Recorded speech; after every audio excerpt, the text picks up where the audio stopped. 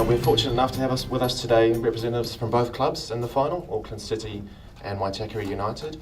And we also have a very special guest here today in the form of the OFC Champions League trophy. You can see up the front there, freshly designed by Thomas Light, the London-based company. They're one of the leading silverware companies. Just to recap on the OFC Champions League, it kicked off in late March and involved 8 clubs from 7 different nations. And of course, Auckland and Waitakere both progressed to the semi-finals from Group B. And they earned a place in the final by Auckland City taking on Fiji's Bar, which they won 7-1 over 2 legs. And Waitakere beat Vanuatu's Amicau 4-1 over 2 legs. And they now have a chance to qualify for the FIFA Club World Cup if they can earn a victory on Sunday. So we just kicked things off with Ivan here. Ivan, you faced a bit of a tight turnaround after that game in Fiji. How are the leagues feeling after all that travel and what's the feeling like in the camp?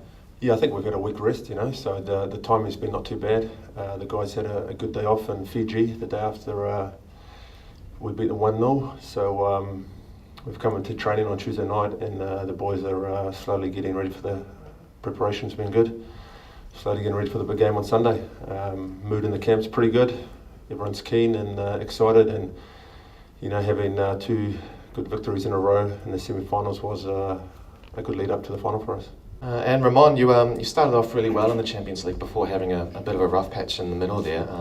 After beating Bar, it now looks like you're back to your best. Are you confident that's the case? Yeah, of course, it's a tough competition, of course, and we started well, but when you play the likes of obviously Waitakere or AS Dragon from Tahiti, you're gonna have tough times, but we went through it, and we're back into probably our best level since the start of the season.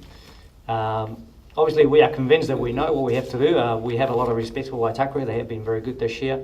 We know the game's going to be very, very tough. We just hope that we can compete well, and get away with the win. Paul, you're in a sort of opposite situation to Ramon in that you have enjoyed the better of the Auckland Waitakere games this season.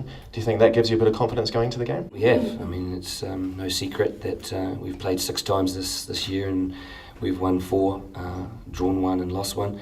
And yeah, we're full of confidence, and I'm extremely confident with this group of players. We're very fortunate at Waitakere. We have a great mix of players. We have the ability to change our game from keeping the ball to going a little bit more direct, and because of that, we're able to cause any team problems, and we've got some pace that I think at times Auckland City struggle with, and we'll certainly be looking to exploit a little bit of that at the weekend as well. So yeah, we're very confident. We've got a really good team, and we will do well if we play well. It was quite a tight encounter between the teams last time, with you guys winning 1-0. Are you expecting something similar today, or on Sunday, or a more free-flowing game? All the encounters with Auckland City are tight, and I think both teams have the opportunities to score goals against one another, and on a given day, one team could score 3 goals, 4 goals against the opposition. Danny, the team had quite a slow start to the campaign, but managed to turn it around and make the semi-finals there. What do you think was the key to that turnaround in form? I think the biggest thing for us is that we know from previous O-League campaigns that every game is important to get a win. I mean, last year we beat the Tahitians 10-0 at home, and we didn't qualify. So that sums up. So after the first couple of games, and we were kind of back to the wall kind of stuff. But what we ended up doing is just coming together as a group and saying, right, this has been our aim all year to get to the final and put ourselves in a position to get to play on the world stage.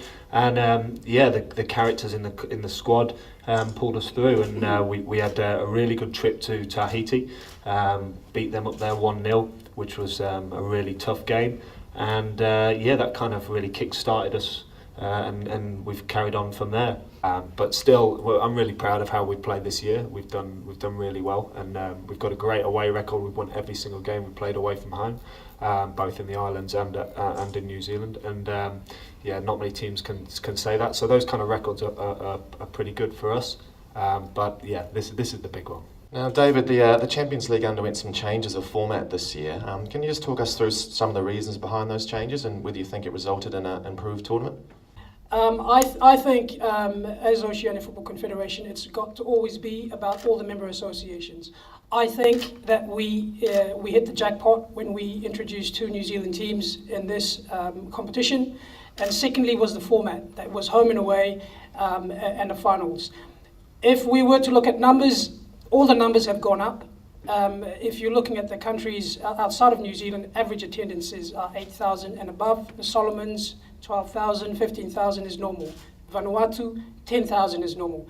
Numbers-wise, it's made sense to have the competition with 2 New Zealand teams and with the format that we have. I think 10 weeks ago, we started off and it was going to be 29 matches in 11 weeks. We're almost there. I won't say it's a success yet until after the final whistle's gone, but I think we're on the right way to making sure that the competition addresses the needs football-wise. Now the expenditure has to be an investment and it needs to make sense financially as well. Well, if there's no further questions, that's the end of the formal part of proceedings. Thanks so much for coming.